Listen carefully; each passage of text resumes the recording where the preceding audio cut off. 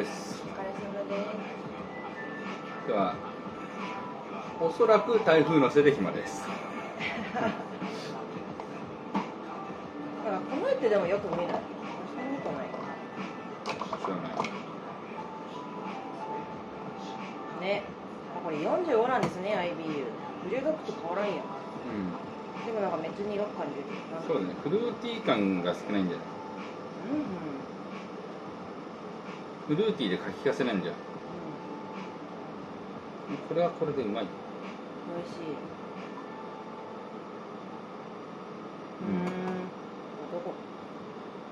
アメリカじゃない？ですけど。アメリカで。アメリカでいいよ。読めないでしょ。アメリカだ。地味に読めましたよ。6.5% か。なんかアルコール高めな感じするよね。6.5 だからまあ IPA の中では普通って感じ。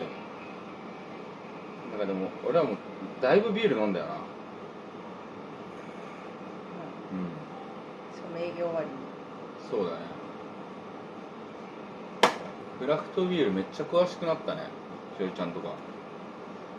フィジーとか最初はって感じだった。最初だってあれじゃん、なんかまともについでなかったじゃん。わかんねえとか。マキさんに教えてもらったんだよ。わかんねえとか言い出してさ。そうそう。熱っ。ここ暑いね。ここ暑いよ。マジで暑い。変える？場所そっちにする。嫌だよ、余計暑い。そっちはああ、そっち涼しい。いい人だね。俺も暑いよ。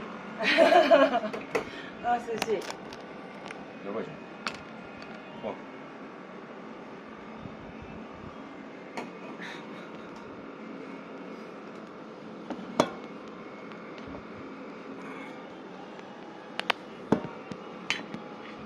あ、ダメだ。